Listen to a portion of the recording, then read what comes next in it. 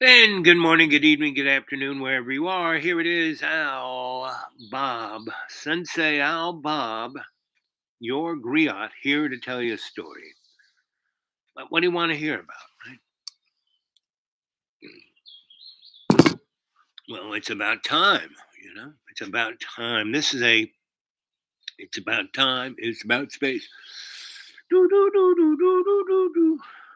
The Twilight Zone. Dreamy Dreamland with Sensei Al Bob. Do, do, do, do, do, do, do, do, do, do, do. And don't believe a word I say. Well, here it is out here in the deep green. In my, or I should say, on my neighbor's porch. He had a little run in with a tree, you know, uh, and so. But I can sit on the porch; it didn't fall down.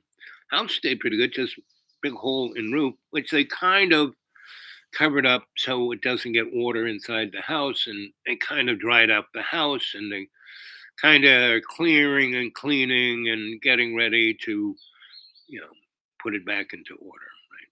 But those things take time, and I'm just here to sit on the porch. So I don't have any wheels, so I have to walk here. So it's about a little less than a mile up a big hill, and then I'll go down. And it's the road, uh, the Forest Service road, and no one takes care. It's not even a Forest Service. It's not even it's one of those back roads that nobody takes care of, right? There's a um, kind of private road that just goes across, and it goes way up high in hill, goes way over the other side, and there's the lake, and then you can get on the Farmer Road, or in between that, there's another road called the Death Road. You can take that, but that's got potholes the size of this house. See, all of these trees, see all the trees. Can you see all the trees? All those trees.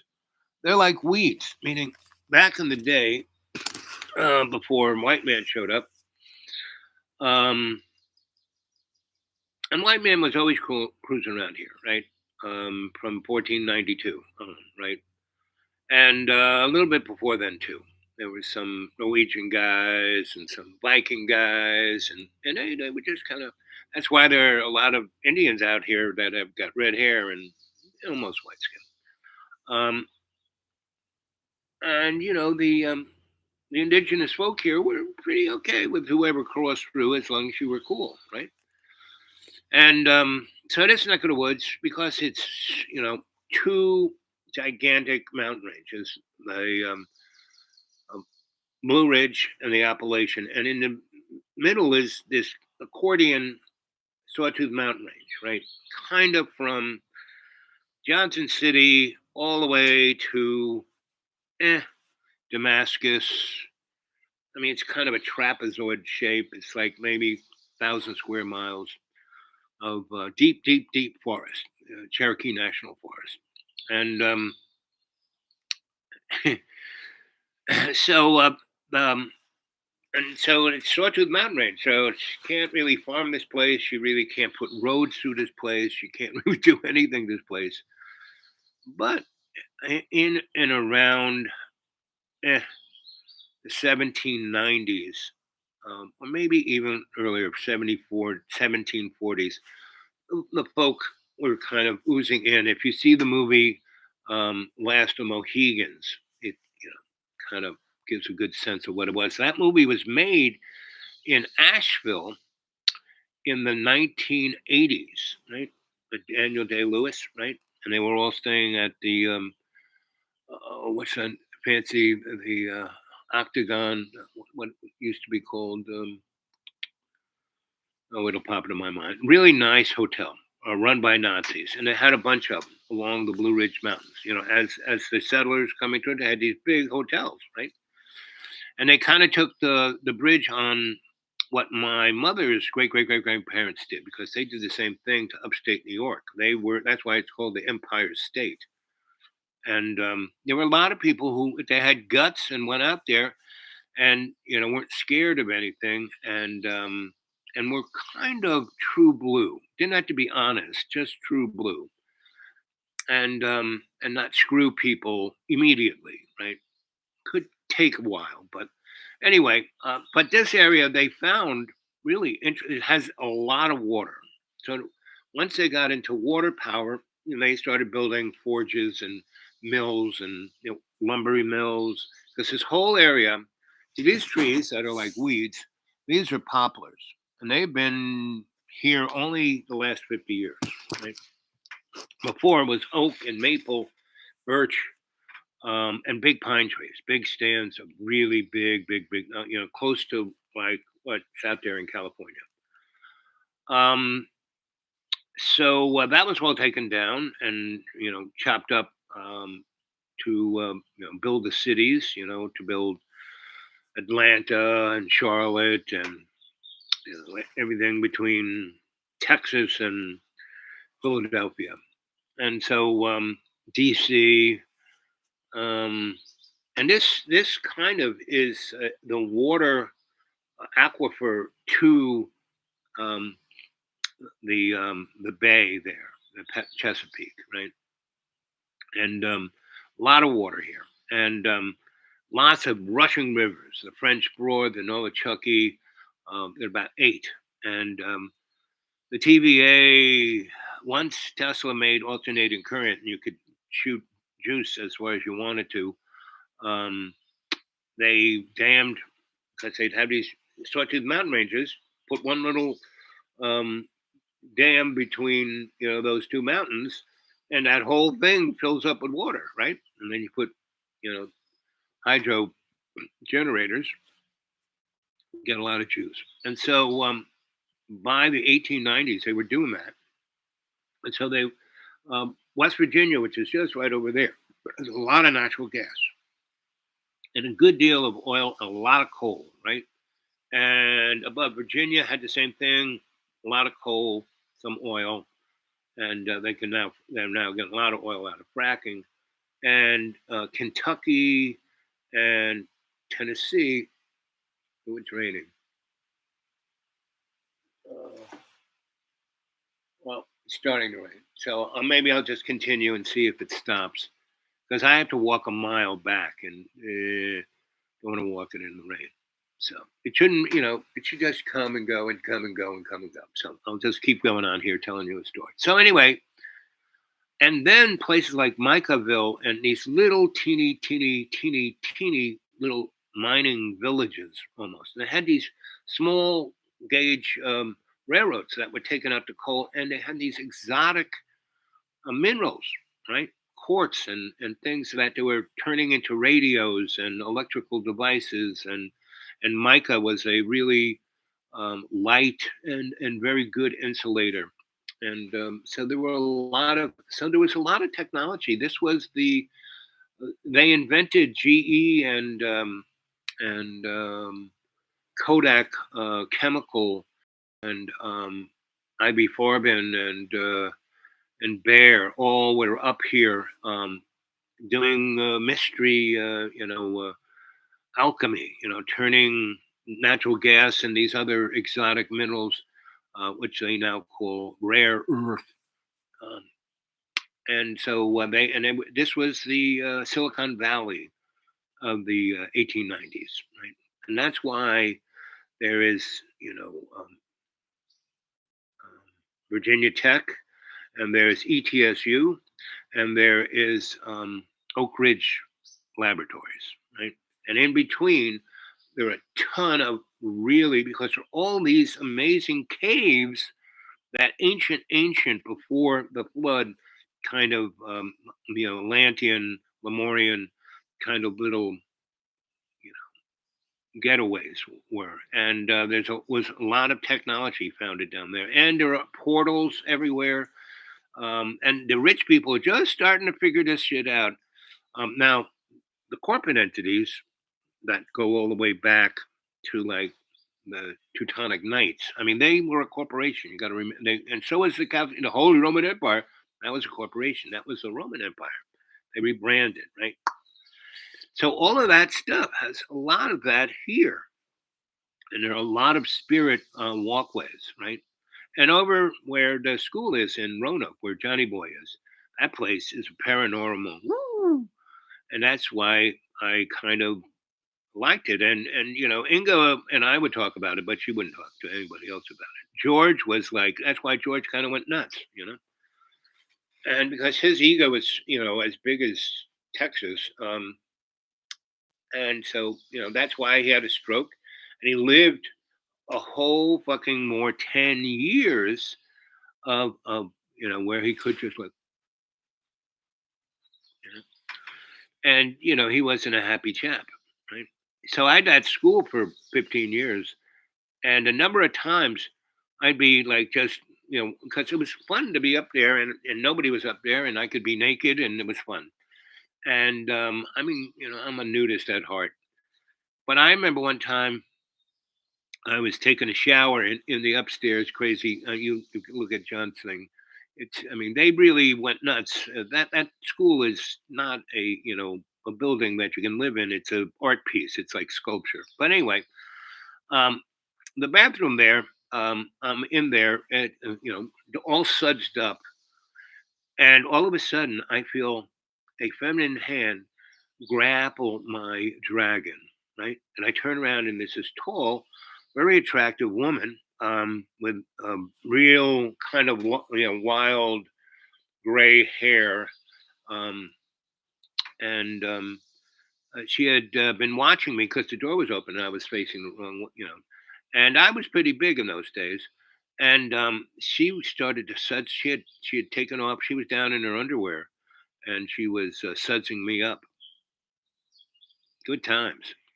And that happened more than once, meaning people from back in the day when that place was Party Central. I wonder what's going up at the school.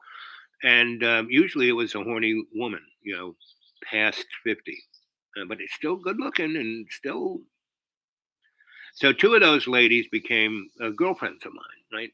And they were both heiresses, right? Millionairesses, right? And had racing horses and all the rest. And you know, that was like the beginning of my life. The first women who were in my life were always older than me. I mean, by a lot, right? Except Teresa, my first real girlfriend, Teresa, up in Maine. Uh, she and I were like, that was true love. That was, the first real true love you have, right? We were, I guess, how old was I? 14. She was maybe 15, maybe 16, because she was an Olympic skier up in Maine, right? And she was downhill skier. Whee! And I went to this Long Lake Lodge because the next year I was heading that, I finished eighth grade and I was heading to this seminary. So I had to get my scholastic chops up. And they were already there. I mean, I'd spent 18 months at the Marino Sanctuary, and those guys were like, they put me back together. I was like the $8 million boy, I was blind in one eye, couldn't hear in one ear, broken jaw, couldn't speak. My voice box was crushed. You know, good times. Murdered by a Nazi nun, right? Sister Holy Roller Skate and Hitler's Rifle Squad. That was the name. HRS was the name of the school, Holy Redeemer School, Hitler's Rifle Squad. And she was the milkmaid of Pain, and Auschwitz. And she would take these Jewish guys, as long as they had a big schwanz, and torture them while having sex with them. I mean, she'd give them some kind of jungle juice where the meat would be hard, and she would jump on it, and she would do stuff like take vice grips onto the nipples and until they started to lactate. So that was the nun who murdered me, right? Because a few weeks earlier, for Christmas time was over, um, my dad went to, we had about 2 weeks, and my family was doing shit. And my dad said, I had to go to Edwards. Anybody want to go? And sure, Dad, because we go to a SAC air base, and my dad would hand me over to a lieutenant or a master sergeant, and they put me in a B-58 with a helmet on, and they'd have to do tests with it. So they'd fire up the engines and run it around the tarmac and see if the wheels didn't fall off. and I'd be in there, you know, don't touch anything, kid. So I had a really good time. So my dad, he was gonna go see. He goes, "You want to see a nuclear test?" I said, "Nuclear test? What's that?" Thing that destroyed Hiroshima. Where was that? I was about 6. What did I know? And so they took me out to Ground Zero where the blockhouse was, and it's black as black can be. Black is well, black is this, but everything was like no lights, no nothing, and there were cars with headlights, and I was in this car with his buddies, the generals, and my dad was wearing a suit, and the important people were wearing suits. The generals were wearing their general suits, and my dad was just a bird colonel, but he made all those guys generals because they flew airplanes in the Air Force. If you didn't fly an airplane, you didn't become a general. You could get to be a bird colonel, and they had a lot of power. Bird colonels, they could, they were almost like God. And the generals kind of were stuck because they would have, I don't know, 5 to 15 years of being a general and try to get up to 4 stars, and maybe be on the big club, make the big time. Um, but he had to kind of be good because the next step after that was to go work for the military industrial complex. Yep, still gone.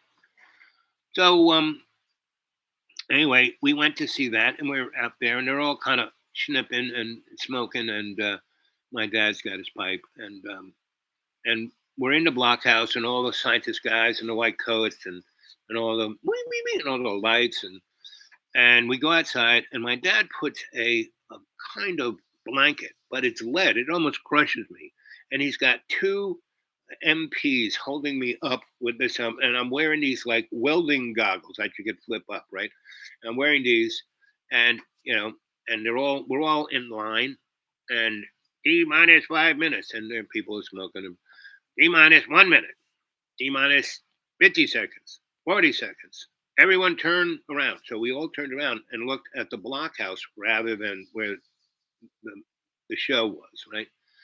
And 5, 4, 3, 2, 1. And nothing, no sound, no nothing, nothing coming from the speakers. And then a flash of light that was so bright, I'm wearing welder's goggles. It like blinds me, and I see all our shadows etched on the concrete wall. Right? And then it slowly dims that really super bright light, and they say everyone can turn around. No, they say concussion wave 2, 3, 4, 1, 0, and this big boom, like explosion noise, and a concussive wave, and the two MPs are holding me, and I'm almost like taking off, right?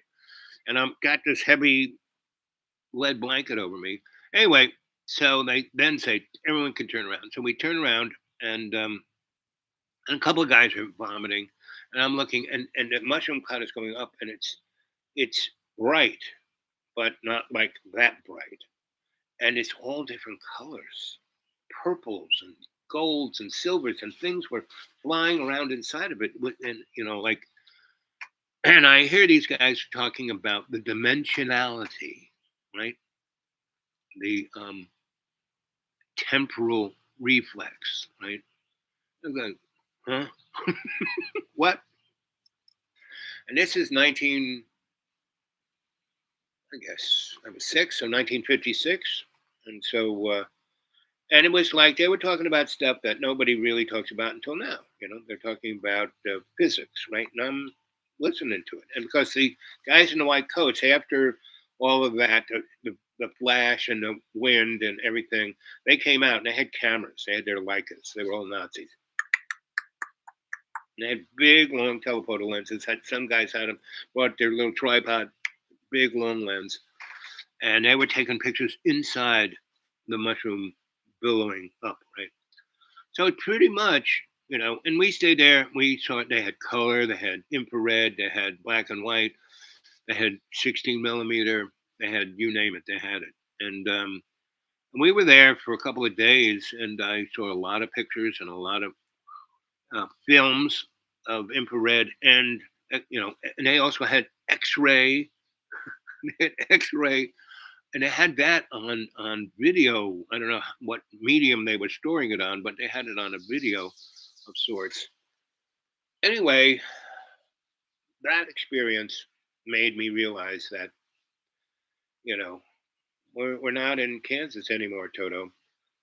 And so when I came back, from Christmas vacation after that, and we got back, I don't know, January 10th, and I went back to first grade, I guess it was.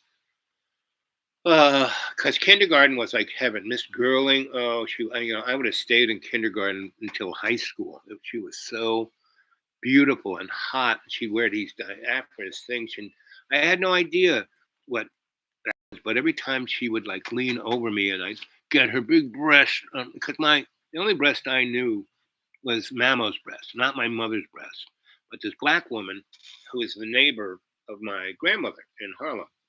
And she had a little daughter, and I, from 6 months old, I was in the same bed crib with Emily and me, and we would snuggle, and when you're that infant, you're that right. So from 6 months until 2 years old, I was in bed with Emily, and she was older than I was, by 4 months, I think, and she was a Virgo. So what's that? September, I think.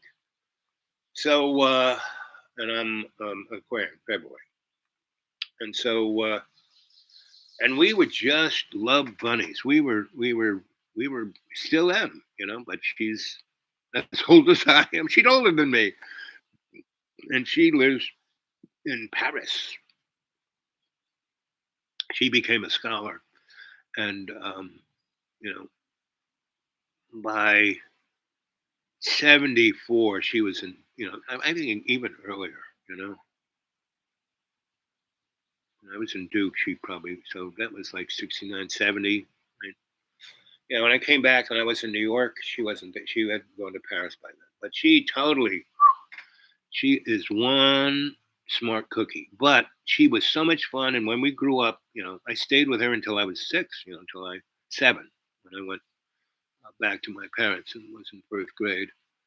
But so that was the only sex I knew, and she was an older woman, right? And then the next older, and then there was Mamo, and she had these two big guns, and she would feed both of us. She would just sit there and have one baby in one arm and one baby in the other, and sucking away, and she'd be humming like a cat. I can remember her purring, and the cats would come and sit at her feet. Everybody was purring, and so that was quite, and that's probably why I'm alive. I got some, that's why I am an African American.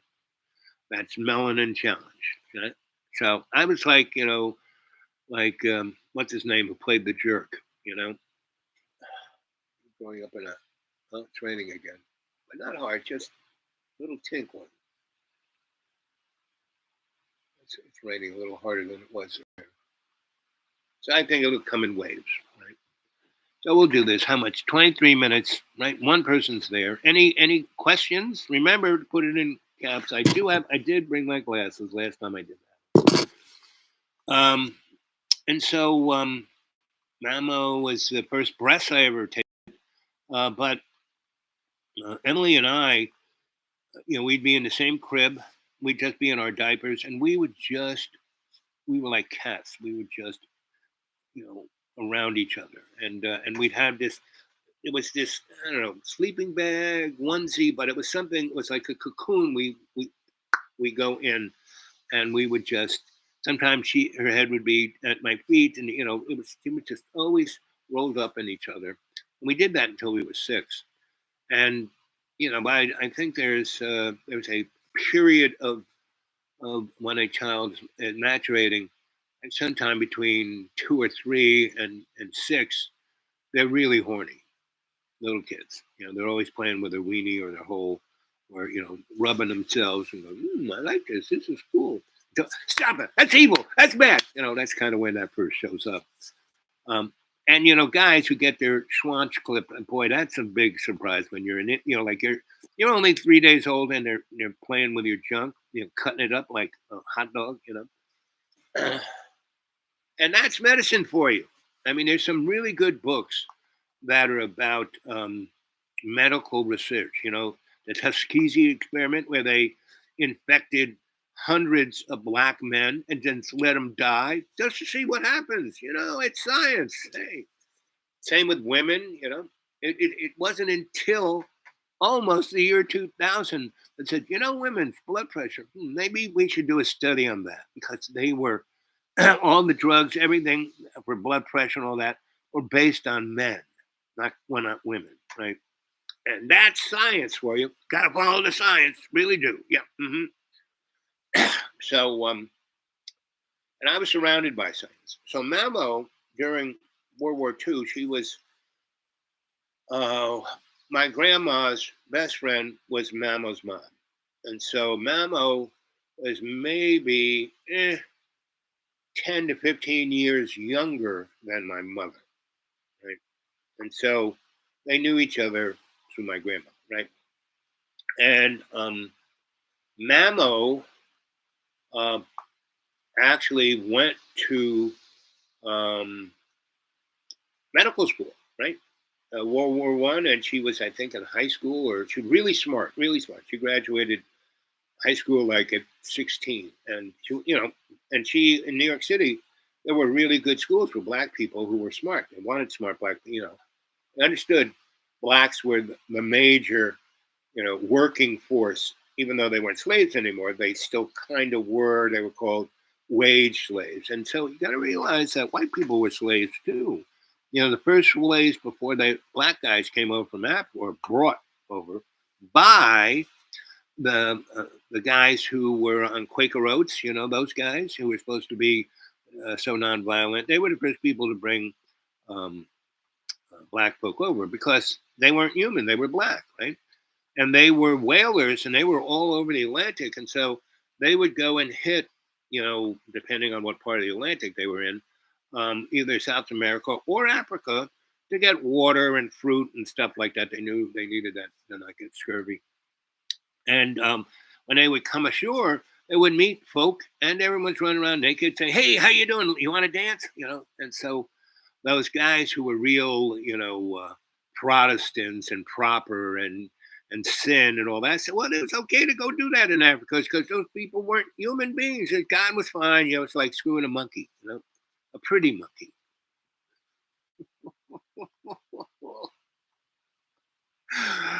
Oh, that's like when my grandma. So my grandma and I and other, people in Harlem, they weren't all black.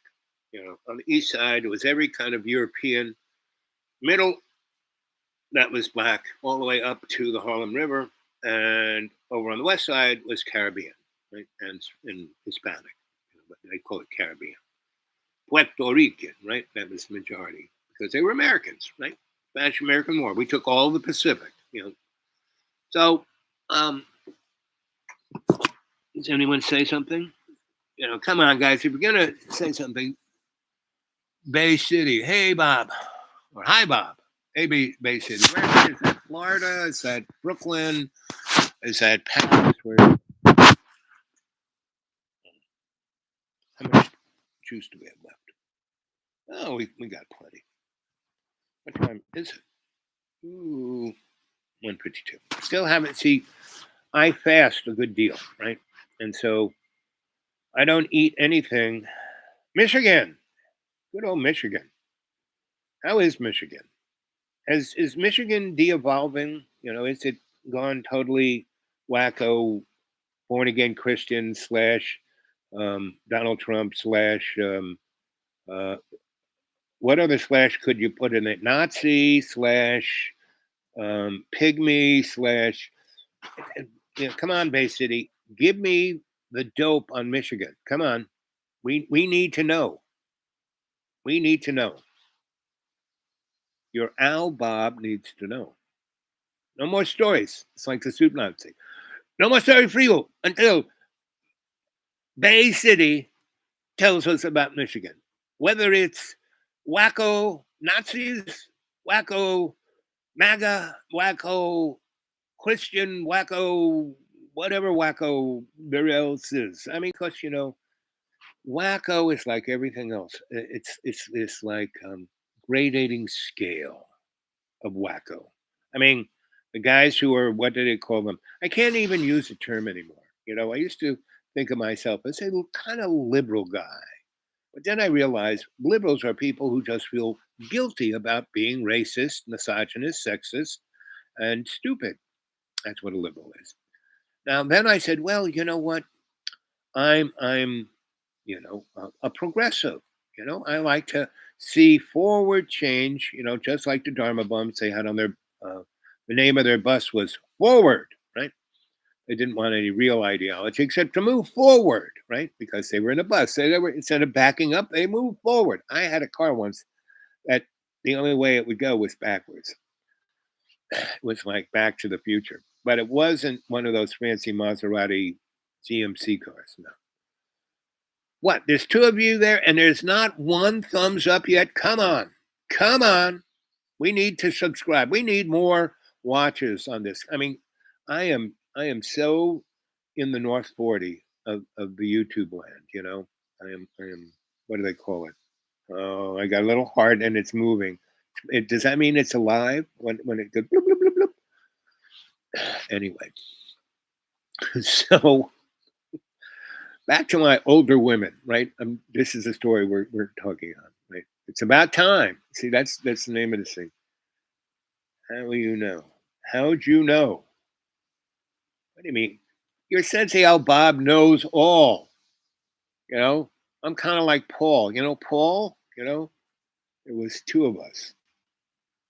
Okay, you're being very cryptic here. This can't be Emily. Emily, is that what happened to you, Emily? You were in Paris last time, but that was 20 years ago. Last time we talked, maybe not that long. 2011. How long was that? 10 years? 15? 14? 13? 2011, I think, was the last time Em and I, and we didn't have a crib. So anyway, so when people talk, come to my crib, that's the kind of crib that Em and I had, right? So um, so she was older than I was. Mama was older than I was. That was the first breast I really liked. And she would tickle me, and she knew all the spots. Like I said, she was a doctor, um, and she was, World War II. She worked in. She was in the army. She was a major actually, and she was in country in in what do they call it? Not country. Country is a more newer term. Um, I forget. It's like a theatrical term. But anyway, she was like they were shooting over her head, and she was working at a mash. I don't even think they called it a mash then, but she was a surgical doctor. I mean, she was an everything doctor, and she basically took care of the black soldiers because they were right up there digging trenches and toilets and getting shot. And hey, take this gun and go shoot that German. Well, you guys are the army. We're just no, go, go, go. So she kind of did that, and it was like her unit. She didn't run it. It was this three colonels that ran it. I mean, it was a big. It was like a gigantic circus. Right? They dealt with, you know. She said, when she was on Omaha Beach. They put the hospital right. Things are blowing up everywhere. They're bringing them, and so that was Mama. I mean, nothing phased her. Right? Just nothing. And she had a great sense of humor, and she had so much empathy and love. It was amazing. But after the war, she came back, and they said, "Sorry, they didn't even like. She didn't even get any. She was in the army, and she had the rank of major. And when she was in Europe, everyone had to salute her. And when she came back to America, you know, and she stayed there all the way to, you know, you know, at least 48. Right? She came back and she got cashed out. Um, she got to go to more college. She went and got a degree in psychology and anthropology. She had more degrees than a thermometer. But when she went to try and get a job at any, and she knew tons of people in the medical professions in New York City, and they said, sorry, we can't. No, no. But hey, it's good to see you, and you did a great job, you know, and that's what they got. And she had a lot of respect, and she did, later on in the '60s, she did, she still had, her license and everything, and she did start a clinic, right? And she had stuff to do with Malcolm X. I mean, that's when these people, these people, the black community and the poor community were organized. They were together. They were some of the first people in unions and things of that. Anyway, so so at 7, I went back to my folks, and there was, you know, and what was interesting. So the house that we were in was a brownstone, and for years I thought brownstones were called brownstones because black people lived there. Because up in Harlem, they did. And the thing was that all of those really nice houses in Harlem were owned by white people, and the black people were working for the white people, and they had really good jobs. Like Mamo's dad, Mr. Dr. Green, and his doctorate was in law. Right, he had a law degree, and he had a degree in black. He was the guy who wrote the book on black history, right? And he was an archivalist, and he worked for J.P. Morgan, and he collected the books for J.P. Morgan, right? So that's why they were living in this nice place, and that's why. And my grandfather was J.P. Morgan went over to Italy and got my grandpa to come and be his barber because my grandpa was a barber surgeon. The barber pole out, the red and white thing. What that is the the barbers were surgeons, and surgeons were looked down on. They weren't doctors. They were more like carpenters. They cut your leg off with a saw. They'd sew you up. And so, but my grandfather, he was, whatever they call that thing when they work on your face. Like, I don't have enough teeth to pronounce it, but he was one of the first guys that did that. Like whoa, right? And so J.P. Morgan had this nose that was he had syphilis, so it was like looked like a mushroom with other things growing out of it. And my grandfather would go there and cut things off and putty it up and make them look kind of presentable. Um, so that's why he got there. And my grandma was this hot-looking babe down in she was out there walking the goats on the boat, right? And my grandpa was way up on the top with J.P. Morgan looking down. And Mr. Morgan said, "Oh, look at that. Oh, she's kind of cute.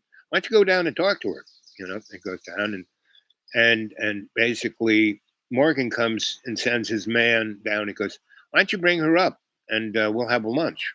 And so she gets brought up, and they kind of hose her down, scrub her down, take her to because these boats they were like floating cities, like they are, and they had all kinds of fancy stores and you name it. And this is kind of just around the time the Titanic went down, and that was done on purpose. That was the J.P. Morgan boat, White Star, and it was, the captain was one of the most prodigious, you know, best captains of boats, but something was going on in his life, and he got to be blackmailed to take that boat into a iceberg lane at full speed, and all of that boat is filled with the hoopla of the Gilded Age, the Astors, the Biltmores, all the old wealth, and the new wealth, like the Rockefellers and the J.P. Morgans and the Carnegies. They wanted to get rid of these guys. They were in the way. So they put them all on that boat and smashed it into a thing and sunk it immediately. Because that boat had a sister boat and it was made in Ireland, in Northern Ireland. And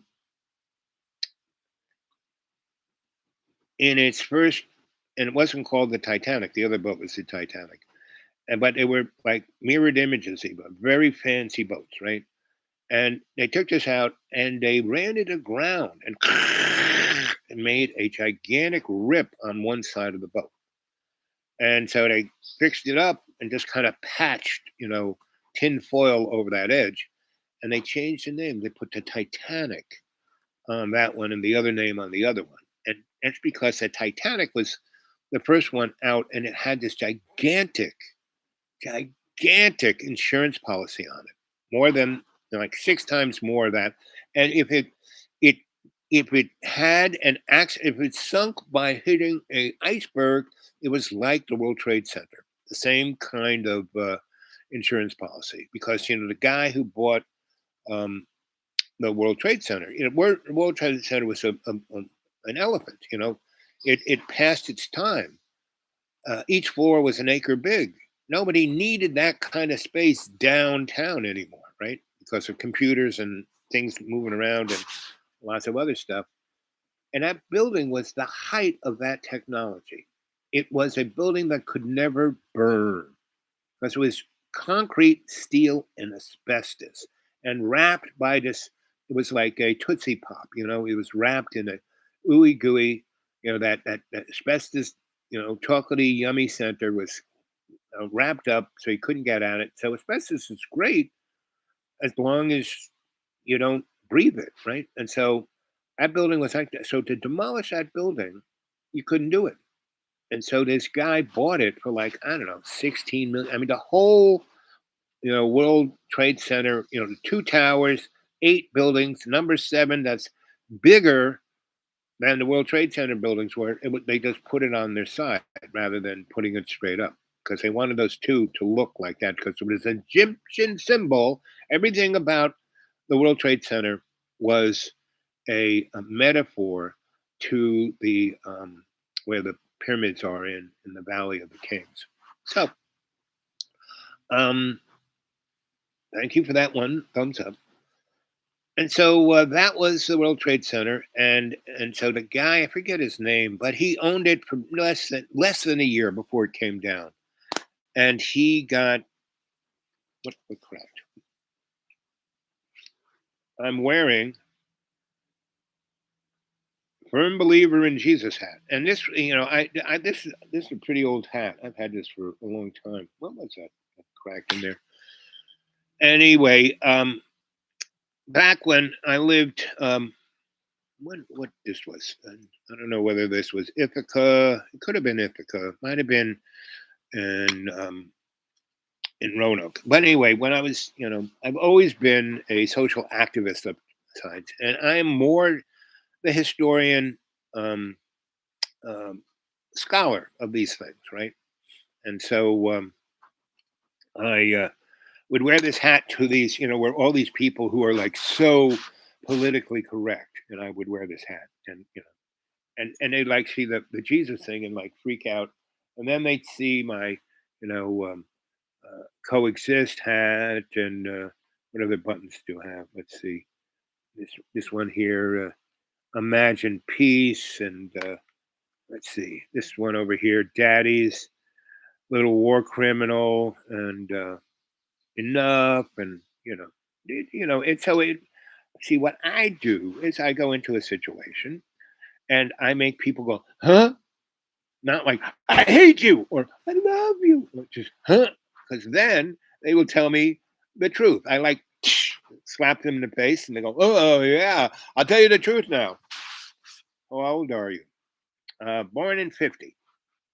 Um, is that you, M? Are you calling for, no, but you're in Michigan, right? So, anyway, yeah, I'm what do you call those guys? A boomer, right? Really, it's more like a fizzler. That's what that generation, they fizzled. They were gonna change the world. Me, I kept trying. No, I kept doing my best. I didn't try. I had a great, Madam Olga Kluwer. She was like my Yoda. I mean, she was about the same height, about 4'2", right? and she looked like the character, the Last Jedi, when the girl leaves the beach planet with the two hot rod guys, and they crash into you know the Wookiee and the pirate. What's his name? Um, anyway, and they go to that plant, and it was like just like this, Garden of Eden, but it had that same kind of cocktail lounge with the criminals, like that same kind of thing. And the person who ran it, instead of a big fat guy behind the bar, there was this little woman or little creature with a big head and gigantic eyes, right? And looked kind of Asian, or kind of like maybe an insect. And that was Madame Olga Kluver, right? Dimensional visionary, my mentor, right?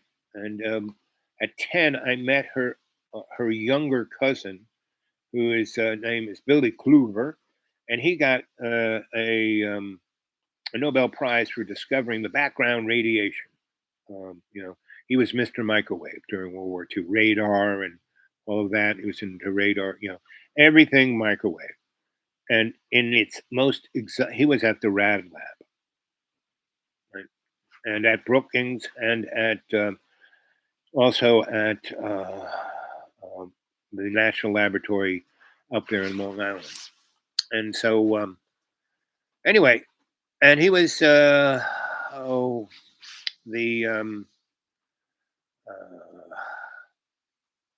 Grandpa Smurf of the Council on Foreign Relations. He had this really great laboratory called Automation House right on 69th Street, right?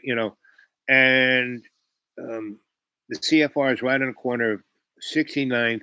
I mean, it takes up the whole block of 69th, Park Avenue, 68th to Fifth Avenue, whole thing. And there's some brownstones in there, but it's all the CFR, even if they got these little buildings, it's all the CFR. So there's one entrance into it, a big gate, right, on Park Avenue, right? And the big gate opens, and the vehicle drives in, and the mucky mucks get out. You can't see who it is. And they have a garage underneath that you can go put the car there. You don't have to park on Park Avenue or anything like that. I mean, it's really high end. But on 69th,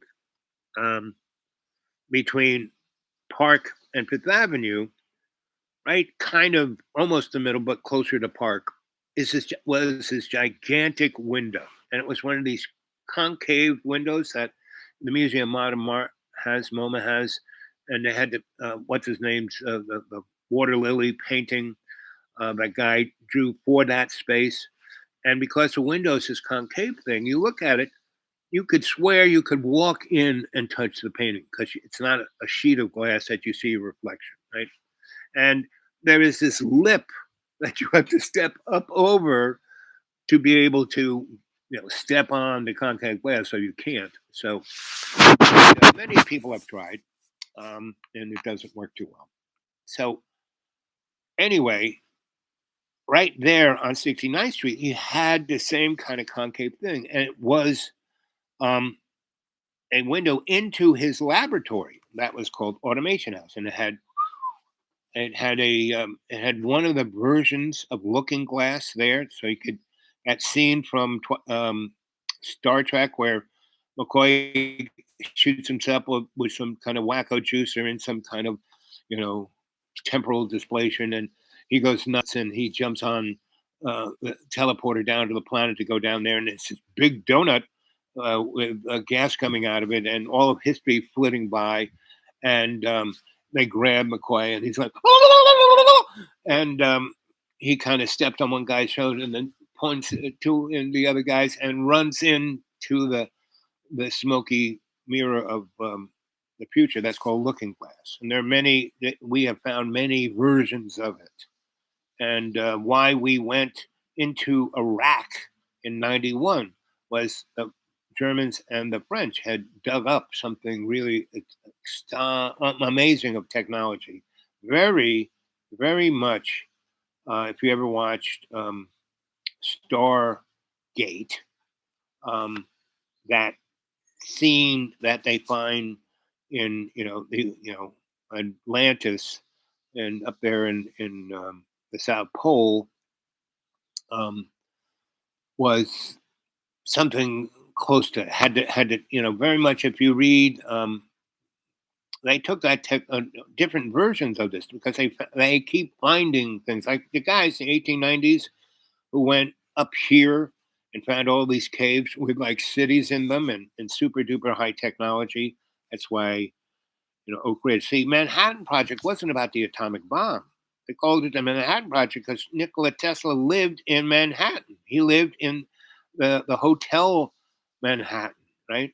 And one of J.P. Morgan's things, and he until the day he lived in a really kind of nice hotel, and every time they needed him, they would he had his little laboratory up there, and he couldn't do too much because he had his real first big laboratory in Mohawk Electric, right? When they first built the first dynamotors, AC dynamotors, and put them up there in Niagara, and lined the high voltage from Niagara to Chicago because Edison couldn't get his DC to light up the the World's Fair in Chicago, and Westinghouse and Tesla brought it from Niagara to Chicago, which is like 900 miles, and Edison couldn't even get it 3 miles, right? So that was it. They lit it up, and they had many. Westinghouse had this big exhibit, the most wow exhibit, and it wasn't lit up with Edison's incandescent light bulbs. It was lit up with neon, right? And everything in it had no wires. Everything was a basically an induction field, right? So all the lights, there were no there were no wires and switches, right? Have you seen John's new bird? It's neon too. Yeah, that's cool. Um, so I really, I it hurts my heart to watch John's videos because he is really talented. He can be doing some pretty amazing things. Is that a duck? No, it's rain on the mouse. It almost sounded like, we had so much rain, it could have been a duck, but the ducks aren't in the mountains that much. Anyway, so no, I haven't seen John's thing. I don't really, like I said, it really hurts. It hurts me because he's really smart. He's really talented. He's well schooled. He's got all kinds of degrees. He has a great pedigree. His parents are well to do. No one in America is rich. Not even Elon Musk. He's like back before I died when I weighed 420. And I had worked for 10 years in the corporate world for the desperate. Boy, it is getting freaking nippy. Um, the desperate lawyers. I worked for those guys for 10 years because these guys had 9-figure paychecks, right? And they were living from check to check. They were always unbelievably overextended. They would just buy a Tesla, a Lamborghini, you name it. We would go out to lunch and they plop down 15 grand. They would buy every kind of unbelievable alcohol, every kind of. We go to these amazing restaurants. How do you think I got to be 420 pounds? And I went 40 pounds over that. I was like almost 460 when I died in 2014. And I was, and that's why I'm pretty beat up right now because for every pound is on your body, you're putting 4 pounds on every joint. So that's my joints are gone, but I still walk. They want to cut my legs off. My endocrinology, all my doctors can't believe I'm alive, and I'm alive because of my relation, my intimacy with God, right? With Jesus, this guy, with this guy, right? And I'm a doula. Go Google doula up in the Greek. You know, In Greek, what does, let's see, we'll ask.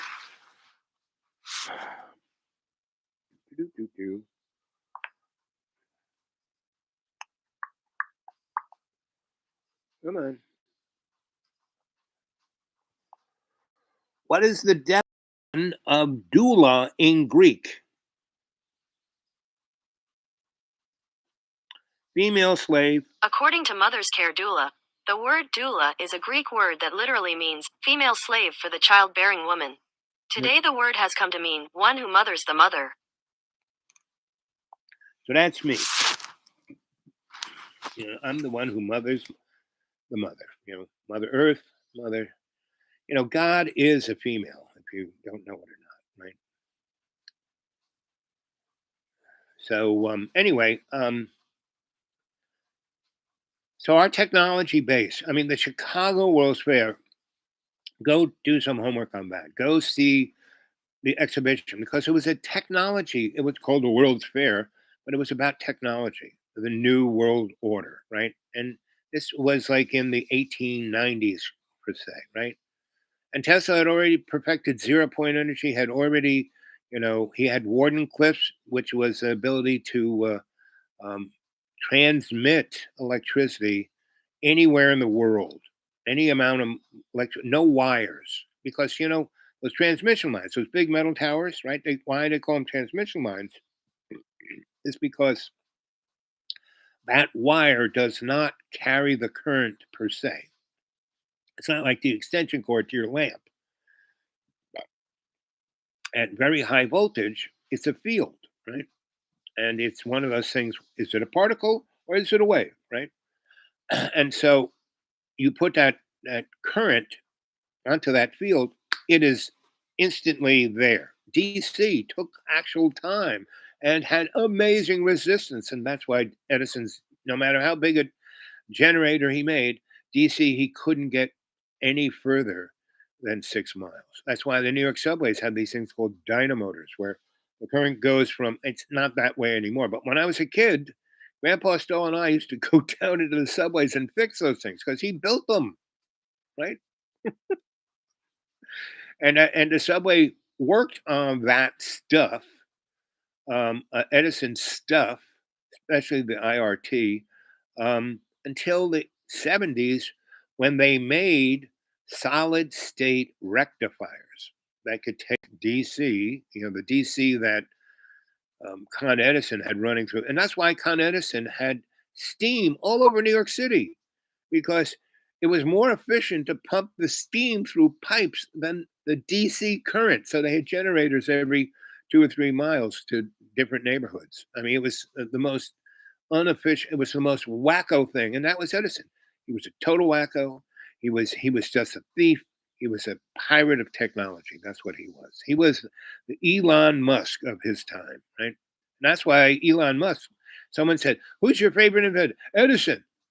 And they said, "But you named your car company Tesla." Now he doesn't tell people this, but it wasn't his. He stole that company. Two men who were real Tesla files, because the Tesla car, why it is so good, what it does is that it doesn't have a transmission. The wheels basically are induction motors. And so you have a variac as your gas pedal, and you want to slow down, you put that on, and what it does, you had the mechanical energy of the tire on the wheel. It turns that you know motor into a generator by hitting the brake, and so it does have a battery in it. And because the only way that, so it's very efficient, much more efficient than any other electric car.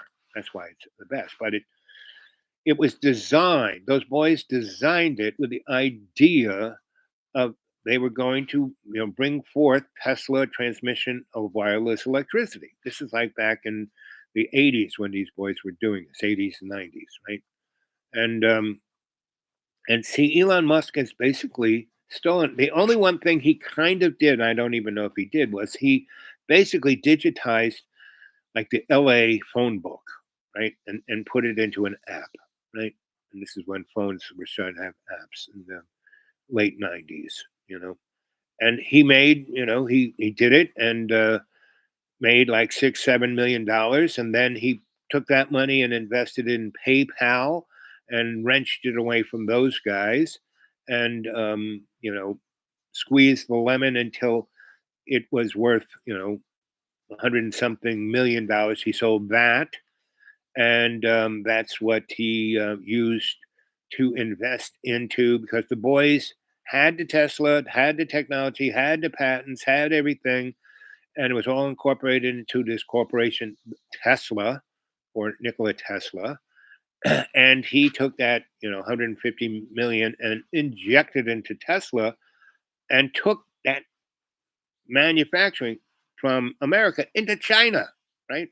And took that technology to China, and China gave him a lot of, like maybe, I don't know, $500 million worth of, people, power, resources, buildings, etc., for that technology, right? And that's when he kind of started saying, "Oh, SpaceX," right? Because he got into SpaceX by, um, basically, that was about the time when the space shuttle was leaving and Russia was sending. We had put the international space station up there, and the only way we could get there is on a Russian missile, right? Which was an ICBM, right? They haven't built anything new. They have a great engine. So the Chinese had gotten those great engines and were making their own copy of, and Elon was trying to work a deal between the Russians or the Chinese to get that technology. He could manufacture it either there at either one of those places, and he was going to make his thing. And he then ran into this woman who was like Lockheed's, Kelly Johnson was their I mean, amazing, engineer. As a teenager, he designed the the Lightning, whatever, 36 or whatever number it was, an amazing tack aircraft. And now they had the Lightning, the now, F-35, which is just, I'm sure Kelly's rolling over his grave. But he did the SR-71, which is like, people are talking, well, they now have these new things called hypersonic missiles. They're hard to hit. Well, we had a hypersonic aircraft called SR-71 that could go Mach 3 to 7, somewhere in there. It's kind of, they kept it under their hat how fast it went. It's like the X-15 went between Mach 6 and Mach 15. It went into space. It had you know, little jets to, technology is a lot further than you can even imagine. I mean, look at the cell phone, that it just, right? But the automobile, and no matter how many chips they stick in that thing, it's still just gasoline blowing up in a cylinder, right? Whereas the Tesla boys wanted, and that's when electric cars are going to work, and that's why they're pushing it. Blah blah blah. All they had to do is, next time they, resurface your highway, they put down a little mylar film on top of the old road, and then put the new asphalt on top. And through that, they could have an induction field being pumped, that every car, no batteries. You wouldn't need any batteries, no wars in it. But and the only reason we're having the batteries is so we can have wars over it. We need to have a, really special material. We got to have a war. I mean, because that's, that movie Avatar, where they went and attacked the tall blue guys for that cheddar. I mean, that's what we live. We live in an extraction, plutocratic, buddy capital. We don't have real capitalism. There is no competition. We have all these plutocrats, and all the plutocrats that we can see are just, um, what are known as poster boys. Elon Musk, poster boy. He's not smart. He's a moron. Look at Mr. Facebook. I mean, he's like a worm. And talk about worms. Micro penis, Billy Boy. I mean, they're all just poster boys. Anyone out there, Mr. Apple, he didn't, invent anything. Wozniak was, the mind behind that, and he was just a guy like me who knew a lot about a lot of stuff and was really pretty. I'm really great electrician. I can tell you anything about that. I know a lot about everything else, and I can. My best skill is I sense the electromagnetic frequency of everything, even this wood here. This wood here, I can be empathetic to it, right? And if you are into understanding the world around us, you go read, journals, not magazines, journals, right? And journals that are edited by people like a good journal was the IEEE's. I forgot the name of it, but it was a great electrical engineers journal, and I used to get that. I was on the you and Aviation and Space Weekly. I used to get Jans. I used to get a whole bunch of others, and they were journals, right? And the Journal of Architects and Engineers. I got that. All of these journals, and you can't get them on a newsstand. And you can't just call. Hey, I'd like a copy of Live Mag. No, it's not like that. They have to invite you in, right? So back in the day when I was part of this NGO in the United Nations called Alternative Technologies, that was it. And when I was dating Christine Barton, the smartest human on the planet of the time, um, the inventor of the algorithm that enabled computer animation, like graphics, I had that already, but to animate a film with a computer, you had to do it frame by frame. You had to write an algorithm frame by frame, and it was the Rudd Etra synthesizer, which was unbelievable. You know, Christine's best friend was what was her name? Rudd. Rudd's wife was Christine's best friend. They're both great mathematicians, visionaries. And Eloise, what's it? Eloise? Something. It started with an E. Because I call everybody.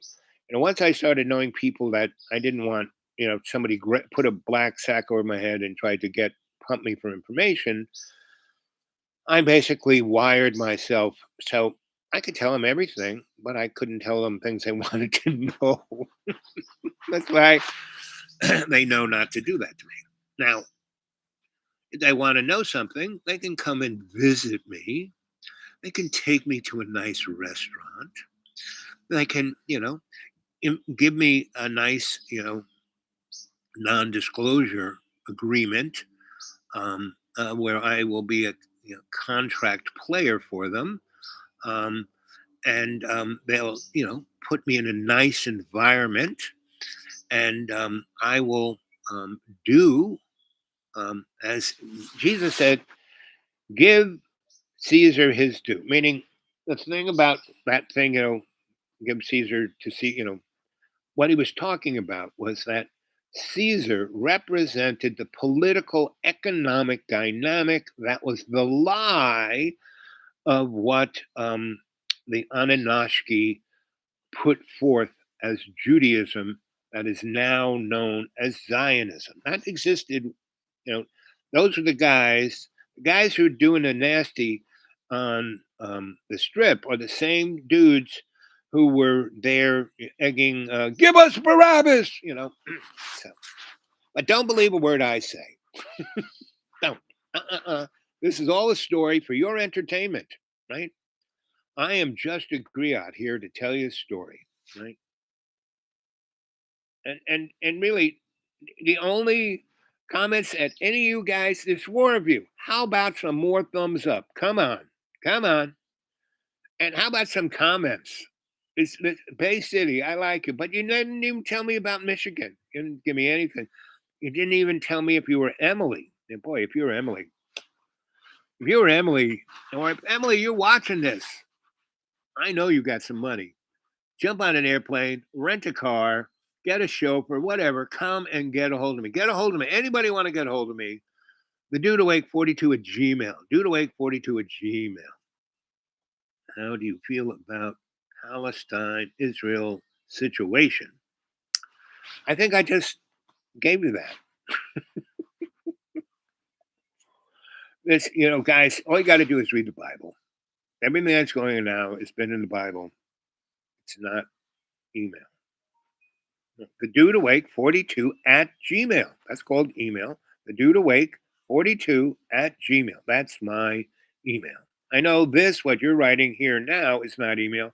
This is a live stream. This is chat. This is a live chat. That's why I do this, so we can have a thing. So, the Palestine Israel thing. First of all, Palestinian and the Hebrews are the same folk genetically, come from the same neighborhood. They've been there forever. If you go read the Bible, all the way back to Adam and Eve, right? For a guy, girl, everybody comes from them. And then all of that first page up to Exodus is, and Larry begat Bobby, who begat Jimmy, that begat Stevie, who begat, you know.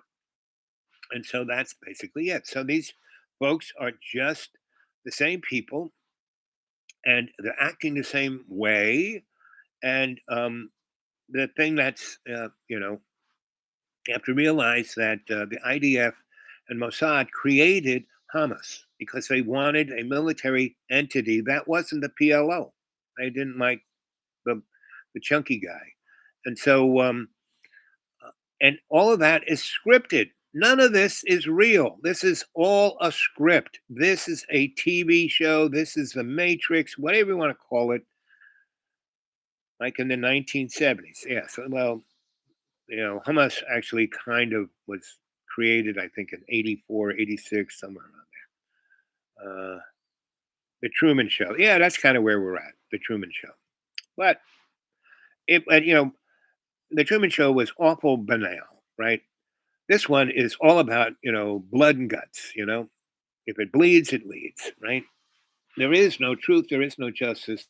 There's a little bit of beauty because there has to be, because God made everything. Even this chuckaluck lunatic Ben, God made for a reason. Why? Why was that done? For us to learn. You think God made everything. And in the beginning, everything was dark. We're now just discovering dark matter. I remember when I was 11 and Billy took me to Brookhaven National Laboratory where they had one of the world's biggest, cyclotrons. And he was in there. He had this little experiment where he was injecting an energy dynamic into the right. And it was fun, going there. And they had a really nice, the big boys dining room, right? And all these guys who just were plastered or high on something. One of Billy and a couple of these guys once took me to, first of all, Grandpa Stahl, my electrical mentor that I started working for his son, Mike. And Mike was called Mike Stahl because Grandpa Stahl was also Mike, but he was senior and Mike didn't want to be known as junior. So there was Mike Stahl and Grandpa Stahl.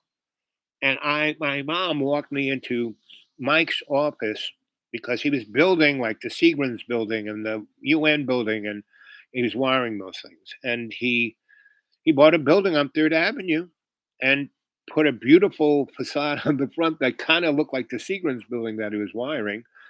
And it was 6 stories, and he had this great lobby that was like an Italian mobster, a coffee house, right?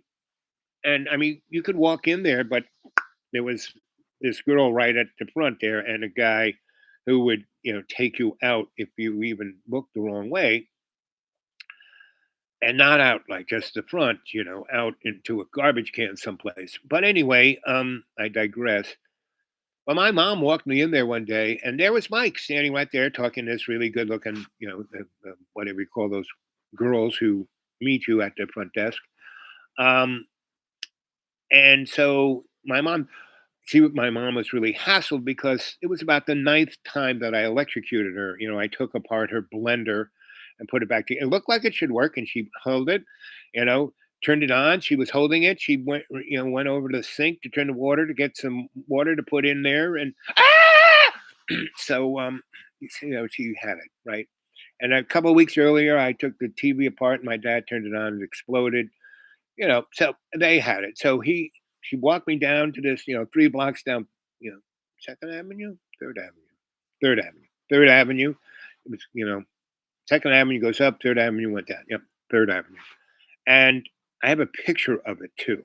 Years later, Third Avenue, I took a picture of Third Avenue. Sure wasn't what the Third Avenue I knew.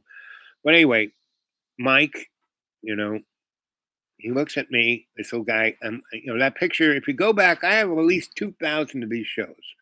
If you go back maybe 30, I have a photo of me at about 8, 7, before I got murdered by the Catholic priest. I just come home from uh, being with grandma, right, for the last time. Well, not the last time, but they were trying to ease me back into the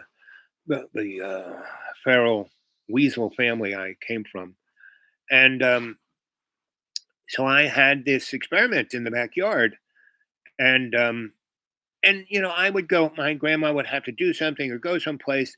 Sometimes she would just leave me in the public school on 134th Street and Anna Clayton Powell Boulevard, which was an amazing school. There was like 90 different, people. People speak Spanish all the time. They should learn English.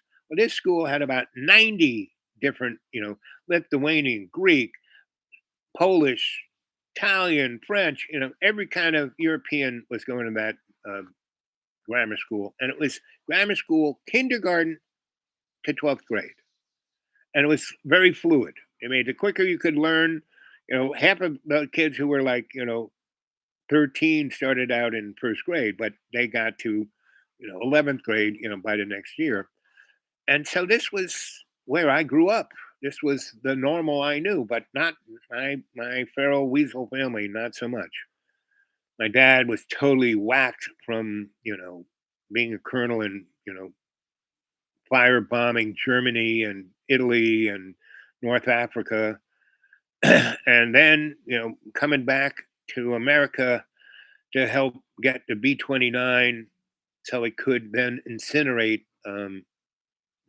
Asia and drop the atomic bomb. So he was part of all of that, right? So the Manhattan Project was not just about the atomic bomb. The Philadelphia experiment came out of that. So when I would, go with my dad, so even though he got out of the Air Force because my mom wanted him to, it's nice, Ray, 15 years of being treated, like a princess, because, they were at 24. He was an organizer, and he started 24 first U.S. Army Air Force bases before the war started. Then he went over to North Africa and build bases where they bombed Italy, and then went to Italy and bombed places, Paris, oil fields, which was Germany's oil bonanza for its war effort. So my dad he was a triple Virgo, and he was a Sicilian. My grandma was Sicilian. My grandpa came from Sicily, but once he got his chops, he went to Rome and made money. And so they were both white Italians, right? And my grandma had like blondish red hair. She was a movie star. But once she had about 3 kids, and she was just at home, cooking and doing, she was a crone herself, because she came from an island off of Sicily that were Celtic. So I've had the crone thing, dystopia cells. Yeah, dystopia cells. So until that's dystopia cells until you're living in the Gaza Strip. When you're doing that, it's not too much fun. When you're living in that place, is it in Michigan where they changed the water and everyone started drinking lead? But of course, they were black and poor, so it didn't matter. And then it took 15 years for them to sue. And the federal government said, "Oh, that's kind of like one of those emergency things." 15 years later, we'll get right onto it. And we're going to put $6 billion into doing it. haven't sent, the money's been spent, but not in changing those pipes. So that's the Gaza Strip, right? This is a real estate deal. When Trump went there, hawking the Abraham agreements, um, you should see the uh, Saturday Night Live skits they have with Ivanka and her husband. He talks like this, like Chatty Cathy, and he does, right? He's like so. And what was truly amazing, if you go YouTube and say, YouTube, show me Ivanka giving her daddy Donald Trump lap dances, and he loved taking her to fancy places and having her in her underpants, basically giving him a lap dance. Right? And he kept saying, if she wasn't my wife, my girlfriend, I mean my daughter, you know, I mean, it's and this is the guy who's going to be our president, and we get the politicians we deserve. And this is just like Nero, Nero was burning all these sacred documents that the Roman Empire had collected over 600 years, all the knowledge of everything, and he was burning them up. Um, when they said, as Rome burns, it wasn't so much the buildings. He was burning up these documents to heat his water for his bathtub. I mean, you know, what's his name? The library of Alexandria. And it wasn't just one. Alexander put a lot of there's a great ancient library in Dublin, Ireland, at the Tea Castle, right? And so anyway, how much juice we got left? Oh, we're in the red zone. I gotta go, and it's not raining, so I want to walk home before it's out. So I hope you like that. And if you want to drop anything in my PayPal, it's still I haven't used it in 6 months, but last time it still kind of works. And again, go to that dude awake 42 at Gmail. Somebody throw in $20, see if it's still working. Anyway, I love you guys. I hope you enjoyed today's show. Again, I now have to walk a mile. I did this for you, right? And I didn't have a heart attack going up the hill. So that's a good sign. I mean, the only thing the medical guys want to do for me is to basically, do open heart surgery on me. I said, screw you guys. No. So I walked up a hill. I wasn't even breathing. I mean, a little breathing, but not really. Because I went straight to talking to you guys. Anyway, so that's the story. I got to go.